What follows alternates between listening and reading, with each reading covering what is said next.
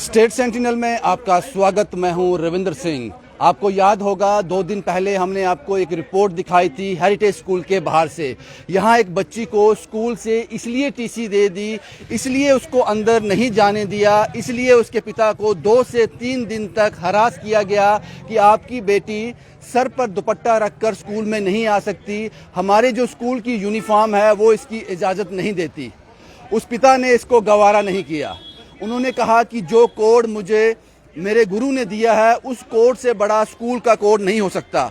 उन्होंने फैसला किया कि मैं स्कूल से अपनी बच्ची को निकलवा लूँगा, मैं यहाँ पे अपनी बच्ची को नहीं पढ़ाऊँगा, क्योंकि मेरी बच्ची ये मानने को तैयार ही नहीं, हम ये मानने को तैयार ही नहीं कि हम बिना चुन्नी के बच्ची को स्कूल में भेजें। उसके बाद हमारी स्कूल प्रशासन से बात हुई। उन्होंने कहा कि हमारा जो ड्रेस कोड है वो है स्कर्ट और शर्ट, हम सलवार कमीज और दुपट्टे को इजाज़त नहीं दे सकते। हालांकि ये बात नागवारा थी। हम भारत में रहते हैं जहां पर वोट मांगे जाते हैं संस्कृति को लेकर, हमारे कल्चर को लेकर, उसकी दुहाई दी जाती है। जब एक स्कूल इस तरह से सामने आता है, और हमने तब भी कहा था कि 3 दिन लगे उस पिता को अकेले स्कूल से लड़ते हुए, 3 दिन। उसके बाद काफ़ी लोग इसका हिस्सा बन गए और स्कूल को मजबूरन माफ़ी मांगनी पड़ी और ये कहना पड़ा और कि हमसे गलती हुई है। लेकिन आज उस बच्ची का टीसी वापस ले लिया स्कूल वालों ने और बच्ची का वेलकम कर रहे हैं और उन्होंने कहा है कि बच्ची सर ढक कर स्कूल आ सकती है। लेकिन ये कितने और स्कूल ऐसे होंगे यहाँ ये लोग नहीं पहुँच पाएंगे जिनके पिता में इतनी हिम्मत नहीं होगी जो इस बच्ची के पिता में थी। ऐसे कितने स्कूल होंगे। और मैंने तब भी कहा था कि सबसे बड़ा फेलियर जो है वो एडमिनिस्ट्रेशन का है। एडमिनिस्ट्रेशन को कुछ ऐसे सर्कुलर निकालने चाहिए, कुछ ऐसे नोटिस निकालने चाहिए ताकि इन स्कूल्स को पता हो कि उनकी हदबंदी क्या है। वो अपने अंदर बैठकर अपनी चारदीवारी के अंदर कोई भी कानून बनाएं और उसको इम्प्लीमेंट कर सकते हैं। मुझे लगता है directorate of school education Jammu को, कश्मीर को इस बारे में सोचना चाहिए। हालांकि आज बच्ची की वापसी हो रही है स्कूल में और उसी डिग्निटी, उसी रिस्पेक्ट के साथ उनको अलो किया गया है कि आप सर ढक कर स्कूल आ सकते हो। ये हैं उस बच्ची के पिता।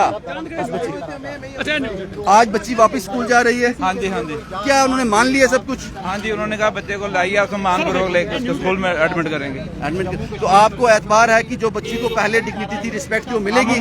वो तो उन्होंने हमें पूरा विश्वास दिलाया कि हम बच्चे को वैसे ही सम्मानपूर्वक स्कूल में लेके आए। तो आपने इसको एग्री किया? हाँ जी।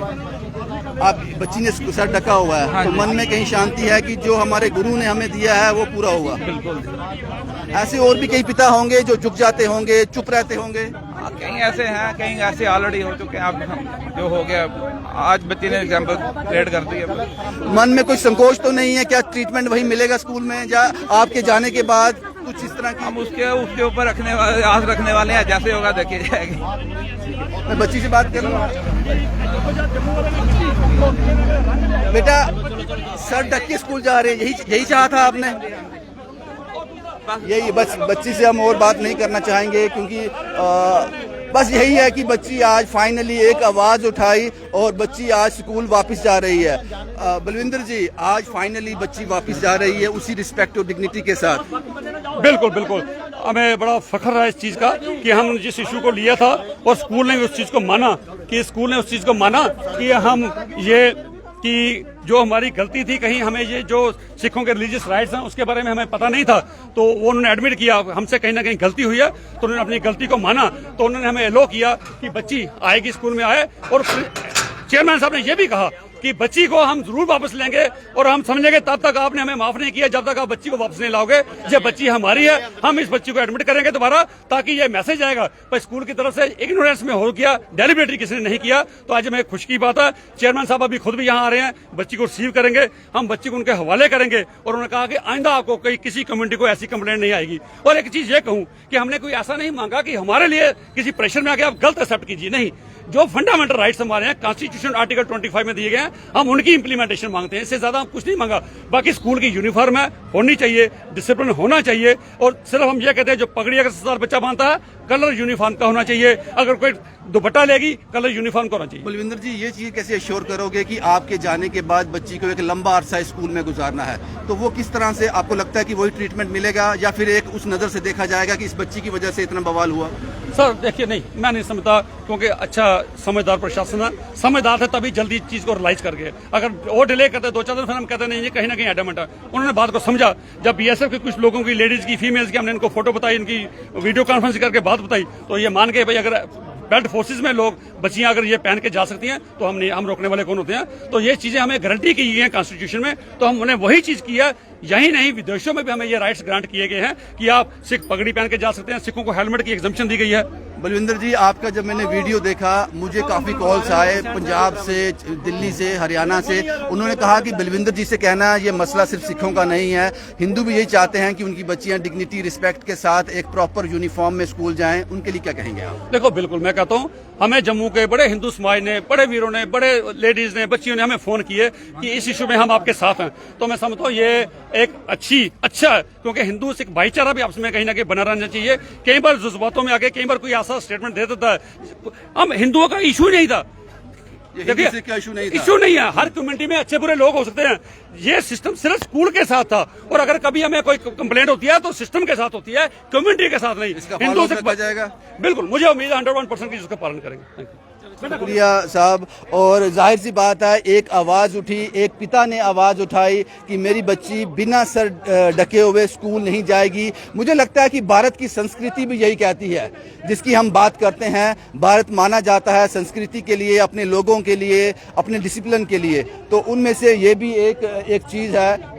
और यहाँ पे आज बच्ची को पूरी डिग्निटी और रिस्पेक्ट के साथ वापस लिया है, और पिता को, बच्ची के पिता को इस बात की खुशी है कि मेरी बच्ची सर ढक कर स्कूल जाएगी। मैंने सिर्फ इतना ही मांगा था और कुछ नहीं, मैंने सिर्फ इतना ही मांगा था। लेकिन मुझे लगता है कि इस तरह के जो एपिसोड होते हैं वो एडमिनिस्ट्रेशन के लिए, सरकार के लिए ये एक लेसन होते हैं कि ऐसी घटना दोबारा ना हो। इसके लिए कुछ कड़े कदम उठाए जाएं, कुछ ऐसे सर्कुलर निकाले जाएं, कुछ ऐसे फैसले लिए जाएं जो इन स्कूलों को, उसमें रूल्स एंड रेगुलेशन में यूनिफॉर्म के क्या नॉर्म्स रहेंगे, क्योंकि हर कोई नहीं चाहता कि उसकी बच्ची स्कर्ट में आए। कुछ लोग ऐसे भी हैं कि भारत, जैसे मैंने कहा, संस्कृति का देश है।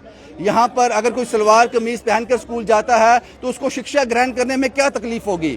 ड्रेस कोड आपका है, ठीक है, कलर कोडिंग आपकी रहेगी, लेकिन मुझे लगता है कि इस और डायरेक्टरेट ऑफ स्कूल एजुकेशन को, जम्मू कश्मीर एडमिनिस्ट्रेशन को काम करना चाहिए ताकि ऐसी जो चीज़ें हैं दोबारा ना हो, किसी भी पिता को इस तरह की हरासमेंट से ना गुजरना पड़े। हमने तो बात कर दी, लेकिन वो 3 दिन जब वो आदमी अकेला लड़ता रहा, स्कूल से जूझता रहा, वो आपको समझना पड़ेगा वो किस दौर से गुजरा होगा, वो बच्ची किस दौर से गुजरी होगी।